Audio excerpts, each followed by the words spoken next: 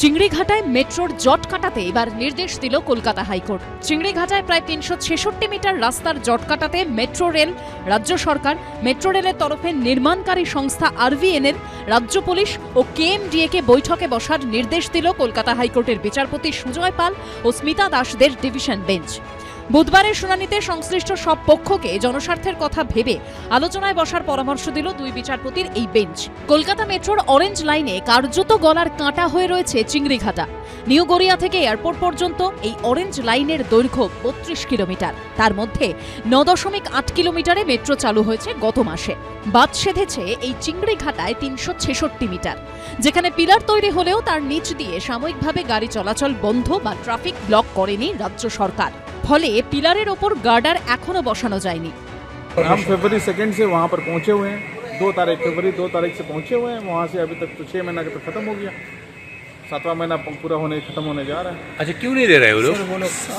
हमें उनकी जो है दिक्कतें होंगी, पता नहीं क्या दिक्कतें हैं। हमको थोड़ी ना बताते हैं कि क्या दिक्कत है उनका।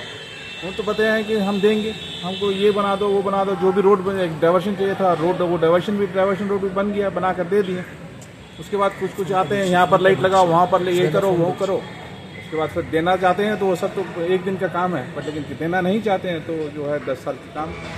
বুধবার এই মামলার শুনানিতে আদালতে মেট্রো রেলের তরফে নির্মাণকারী সংস্থা আরভিএনএল জানায়, শুক্রবার সন্ধে 7টা থেকে শনিবার সকাল 7টা, শনিবার সন্ধে থেকে রবিবার সকাল ও রবিবার সন্ধে থেকে সোমবার সকাল, এইভাবে 2 সপ্তাহ কাজ করলেই সমস্যা মিটে যাবে। এরপর সংশ্লিষ্ট সব পক্ষকে আলোচনায় বসার পরামর্শ দেয় দুই বিচারপতির বেঞ্চ। বৃহস্পতিবার বৈঠকের দিনক্ষণ জানাতে হবে হাইকোর্টকে। সৌভিক মজুমদারের রিপোর্ট, এবিপি আনন্দ, কলকাতা।